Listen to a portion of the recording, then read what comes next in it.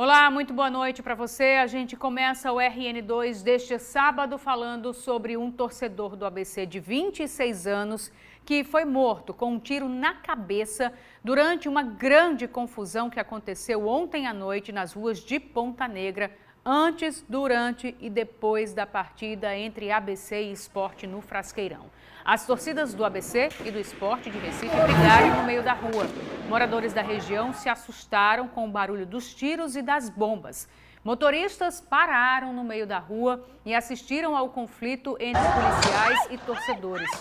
O jogo terminou em 1-0 para o Sport, mas a briga começou muito antes do apito final.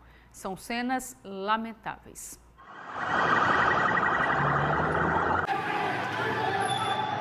A noite de ontem foi de terror na zona sul da capital, com brigas entre torcidas do ABC e do Sport de Pernambuco e confrontos deles com a polícia. Repare neste homem, o vídeo mostra o momento em que ele é atingido por um disparo de arma de fogo.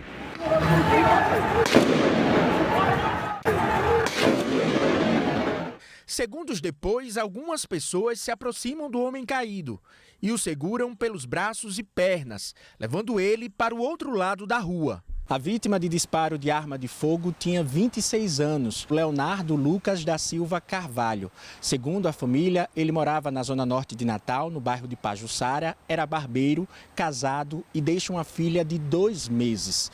Ontem à noite, após ser atingido com um disparo de arma de fogo na cabeça, Leonardo chegou a ser socorrido e levado para o hospital Valfredo Gugel, mas não resistiu e morreu. A polícia militar precisou usar bombas de efeito moral e disparos de balas de borracha para dispersar torcedores, que revidaram com rojões.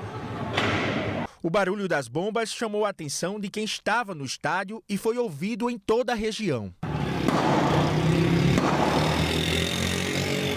Devido à confusão, o trânsito parou na Rota do Sol, onde o Frasqueirão fica localizado, e muitos torcedores não conseguiram chegar ao estádio. Na Avenida Engenheiro Roberto Freire, um grupo sai de um ônibus. Balão, meu filho. Balão. Ó pra aí, ó. Ó pra aí, ó. Pegue balão. Ó pra aí, boy. Foi bala agora, não? E a...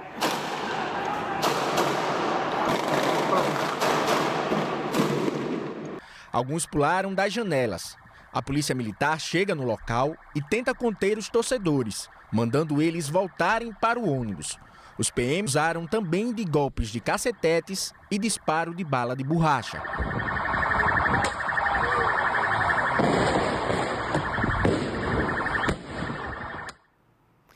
Vamos conversar agora com Franciele Medeiros sobre a investigação desse caso. Afinal, quem atirou nesse torcedor? Franciele, como é que estão as investigações? Boa noite. Oi, Emily, boa noite para você, boa noite, Rio Grande do Norte. Essa informação está sendo investigada pela Polícia Civil, que já está com as câmeras de vigilância ali da região que devem ajudar na identificação do autor dos disparos. A perícia foi realizada no final da tarde de hoje, no local do fato, por equipes da Divisão de Homicídios e Proteção à Pessoa, DHPP, e também por equipes do Instituto Técnico Científico de Perícia, o ITEP. Nós conversamos com a delegada que estava acompanhando o trabalho dos peritos, e ela disse que geralmente esse trabalho ele é realizado quando a vítima ainda está no local, mas pelo motivo do homem ainda ter sido socorrido e levado para o hospital, essa perícia então foi realizada na tarde de hoje para recolher vestígios que ajudem nas investigações. Em relação a essa ocorrência, a Polícia Militar disse que o fato ocorreu durante o deslocamento dos ônibus da torcida do Sport Recife e que houve uma parada não programada de um dos veículos, seguida por um tumulto entre as torcidas organizadas nas proximidades da Praça do Gringos. Infelizmente, segundo a Polícia Militar, esse incidente resultou em uma fatalidade. Falou também que o caso está sendo investigado pela Polícia Civil. Essa foi a nota da Polícia Militar. Já a Polícia Civil disse que as investigações estão em andamento acerca do homicídio de Leonardo Lucas Silva de Carvalho, e disse que o caso está sendo tratado com a prioridade e a importância que requer diante de um fato de tamanha gravidade. O ABC Futebol Clube disse em nota que se solidariza com familiares e amigos do jovem torcedor, que teve a vida ceifada na noite desta sexta-feira, dia 15 de setembro. E disse também que o clube repudia todo e qualquer ato de violência no futebol. São essas as informações, Emily Virgílio. No decorrer da semana, a DHPP, a Divisão de Homicídios e Proteção à Pessoa, deve se pronunciar mais a respeito do andamento dessas investigações.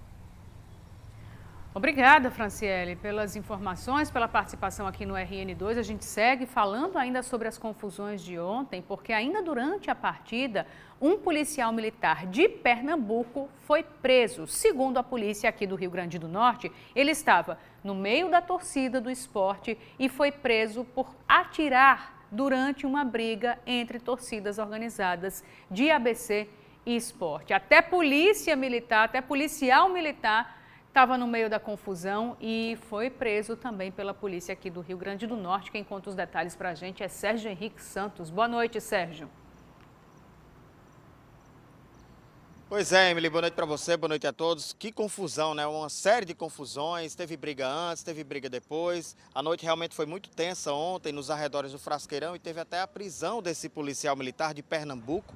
É um soldado da Polícia Militar de Pernambuco. Segundo a Polícia Militar aqui do estado, ele foi preso durante a confusão, armado com arma de fogo na rua e atirando em via pública. Ele foi detido, levado à central de flagrantes da Polícia Civil, que funciona em Parnamirim, e nós temos uma atualização sobre esse caso a respeito do policial de Pernambuco.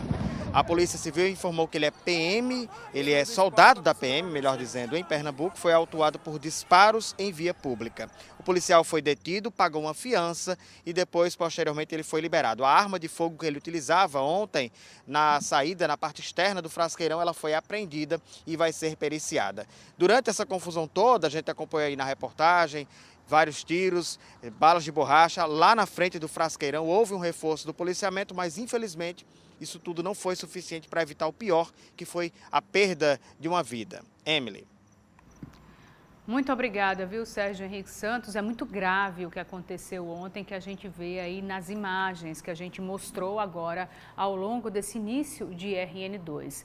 Não é exagero nenhum a gente dizer que o cenário ontem era de guerra, principalmente para quem passava aí pela região e não tinha nada a ver com a história. Que paixão nacional é essa, como sempre foi tratado o futebol, que leva à morte de tanta gente em todo o país? É paixão nacional que se transforma em ódio e que tira vidas. Com esse torcedor ontem, já foram 8 torcedores mortos no Brasil só esse ano em confusões envolvendo torcidas organizadas, às vezes em confronto com a polícia. Que esporte é esse? Que paixão nacional é essa? A gente sabe a importância do futebol, o poder de transformação social do esporte, mas é preciso tratar tudo isso que vem acontecendo de uma forma muito séria e muito firme.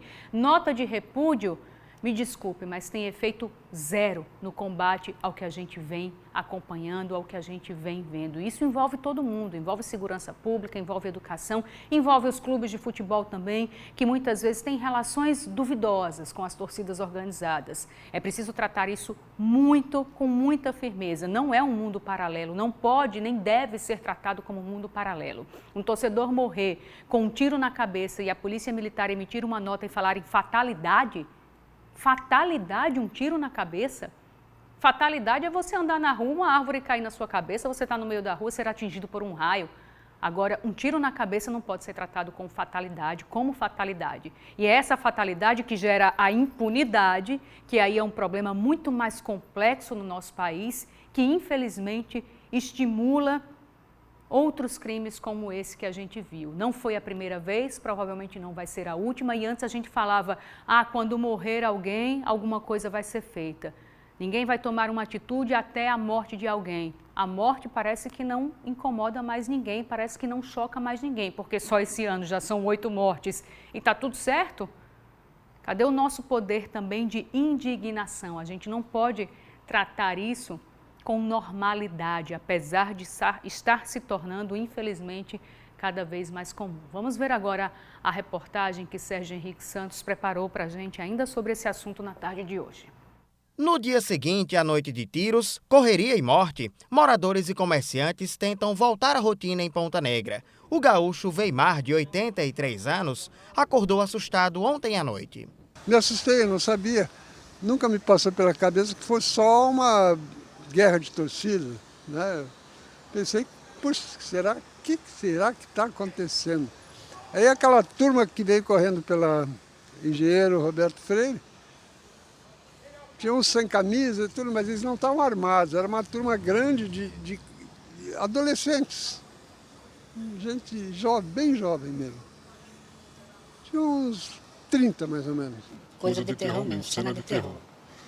Que jamais na minha vida eu vou querer rever isso novamente. Foi momentos aterrorizantes, foi muita bomba, muito tiro, muita pancadaria, quebra-quebra. Foi inexplicável. Sinceramente, eu não desejava aquela cena para ninguém, né? Leonardo Lucas Silva de Carvalho tinha 26 anos. Morava no bairro Pajuçara, trabalhava como barbeiro, era casado e tinha uma filha de 2 meses. Torcedor do ABC, ele estava no meio da confusão envolvendo as torcidas organizadas do ABC e do Esporte na noite desta sexta-feira. As imagens também mostram a reação da polícia militar após o jogo, na Avenida Engenheiro Roberto Freire. Os policiais faziam a escolta dos ônibus com torcedores do Esporte.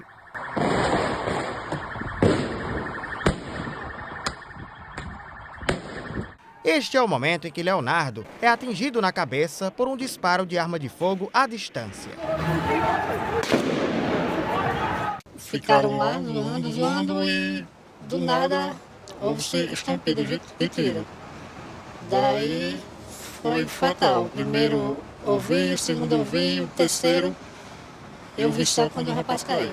A confusão começou toda lá na avenida principal, a Engenheiro Roberto Freire, mas se estendeu para as ruas paralelas e transversais aqui do bairro de Ponta Negra. Essa aqui é a Rua Palestina e o rapaz que morreu foi atingido exatamente aqui na esquina da Rua Palestina com a Leonora Armstrong. Os amigos da vítima ainda socorreram ele, levaram ele para essa calçada e depois colocaram ele dentro de um veículo naquele outro lado da rua. Leonardo foi levado ao pronto-socorro Clóvis Sarinho, mas não resistiu e morreu. A Federação Norte Rio-Grandense de Futebol lamentou os fatos e cobrou providências na investigação. Isso é um fato que vem se repetindo. Apesar das medidas tomadas, nós sentimos por parte da sociedade, do torcedor, aquela resposta às consequências desses atos praticados. Parece-me que a ausência de mecanismos mais eficientes, que a sociedade consiga compreender que está sendo punido esses bandidos. O presidente da federação disse ainda que as confusões ocorreram todas fora do estádio e que houve planejamento de segurança dias antes da partida no Frasqueirão. Não se compreende o estádio com a capacidade de 16 mil, se alcança um público mínimo de 4 mil, e está caracterizado. O grande problema não é no estádio, mas é o que antecede a realização do evento. Daí, nós reunimos todos os jogos antes, na quarta-feira, por exemplo, reunião de planos de ação com a polícia, com os interessados, onde é discutido o nível de risco da partida. Isso foi avaliado com a polícia, com os clubes, medidas foram tomadas, mas, lamentavelmente, fomos surpreendidos por essa atitude e a perda de vida de um cidadão, do jovem, vítima desse vandalismo.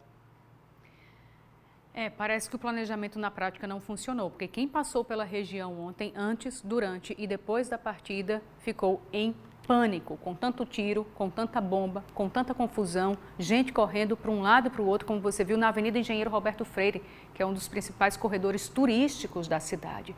Então é preciso o envolvimento da federação, dos clubes, do Ministério Público e da Segurança Pública e principalmente identificar e punir com rigor todas essas pessoas envolvidas. Não tem ninguém certo. Gente que está na rua procurando confusão, usando futebol, usando o clube para praticar crime, tem que ser punido de acordo com a lei. Não, como eu falei antes, não pode existir um mundo paralelo do futebol, onde tudo pode, tudo acontece e ninguém paga pelo que faz. Vamos para o intervalo agora, que passa bem rápido. Na volta a gente vai falar sobre trânsito, porque teve interdição hoje à tarde no trânsito na capital potiguara. O trânsito ficou complicado em vários corredores aqui da cidade. Agora trânsito fluindo bem na BR-101, pistas principais e marginais da BR sem registros de congestionamento. O RN2 volta já já.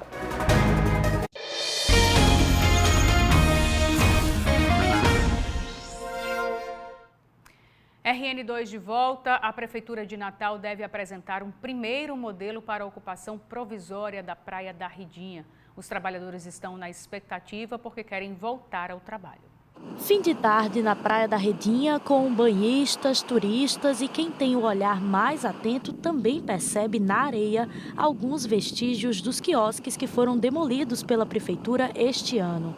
A ação faz parte do pacote de serviços para a requalificação da orla da praia, que inclui a construção de um novo mercado. André trabalhava no quiosque 8. A responsável pelo ponto onde ele era garçom foi indenizada pela prefeitura, mas ele perdeu o trabalho e também não foi contemplado com indenizações. A ex-patroa cedeu mesas e cadeiras para que ele pudesse continuar trabalhando na praia, mas de 2 meses para cá ele tem encontrado dificuldades para trabalhar. Domingo passado agora, a fiscalização estava aqui, perguntei a ele, o fiscal, se eu posso pelo menos alugar a mesa que chega um pessoal aqui, eu posso pelo menos alugar a minha mesa com 4 cadeiras? Você pode, mas não pode servir. Eu disse, como? Porque se você servir, você vai estar infringindo a lei e você está vendendo na praia. Pronto, a gente nem alugou e nem vendeu. Francisco é ambulante aqui na região há cerca de 6 anos e também está proibido de vender os produtos na praia. Triste para todos nós, não só para mim como ambulante, mas para garçons, para cozinheiras. Tá triste aqui está lamentável mesmo o clima aqui. Na semana passada, o secretário de Meio Ambiente e Urbanismo de Natal afirmou que ninguém podia trabalhar na faixa de areia da Praia da Redinha, por causa das obras e por uma questão de segurança. Na Redinha ou em qualquer lugar da cidade, não é permitido ocupar qualquer espaço público sem autorização do Poder Público Municipal. E isso se dará, se for do interesse do município, após a conclusão das obras, porque hoje, neste momento, é inclusive insalubre e perigoso, uma alta periculosidade com os equipamentos e máquinas pesadas que estão fazendo a intervenção na Redinha, a ocupação de qualquer trabalhador naquela faixa de areia. A justificativa foi contestada pelos trabalhadores da região. O maquinário pesado que o Santo Antônio são aqueles 3 trabalhadores que estão ali, que chegaram de 7 horas da manhã para tirar o calçadão, até agora não fez nem 1 metro. O maquinário pesado que tem aqui é 4 trabalhadores de uma terceirizada que só com a alavanquinha, levando de meio carro de mão aqui de pedra, para onde que ninguém sabe. Um processo na Justiça Federal que foi movido por um grupo formado por ex-permissionários dos quiosques, agora também pode trazer algumas respostas aos trabalhadores que estão impedidos de atuar na praia. Uma audiência de mediação dentro desse processo deveria ter acontecido no dia 4 desse mês, mas foi adiada para esta segunda-feira, dia 18, a pedido da Prefeitura. Na audiência que está marcada para acontecer nesta segunda-feira, o município deve apresentar um primeiro modelo de ocupação provisória da Praia da Redinha. A expectativa dos ambulantes e dos ex-trabalhadores de quiosques é para que esse documento seja elaborado de uma forma que autorize a atuação dos trabalhadores aqui na praia. Melhor, porque do jeito que está...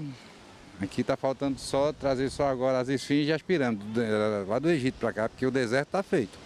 A gente pede justamente trabalhar dignamente, ganhar nosso dinheiro suado, trabalhando nosso suor. A gente não, como tornar a dizer, a gente não quer nada da prefeitura, a gente só quer que a prefeitura libere para a gente trabalhar, só. Agora a gente fala sobre saúde. Hoje, em vários lugares do país, está sendo realizada a campanha De Olho nos Olhinhos.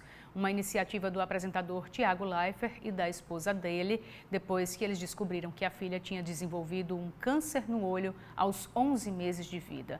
Ela está em tratamento há 2 anos. A ideia do casal é divulgar a doença para que o diagnóstico precoce possa ajudar no tratamento de outras crianças. Médicos oncologistas, residentes de medicina e colaboradores da Casa do Valpaiva explicaram para os pais sobre os sintomas do câncer ocular, que acomete crianças até 5 anos de idade. Qual é o exame que identifica que a criança está de fato com retinoblastoma?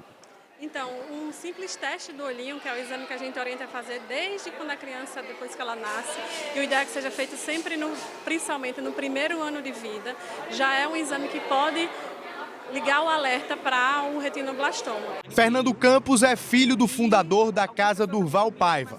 Quando tinha 1 ano e meio, foi diagnosticado com a doença. Depois disso, a Casa de Apoio foi criada para ajudar no diagnóstico precoce e tratamento de crianças com câncer.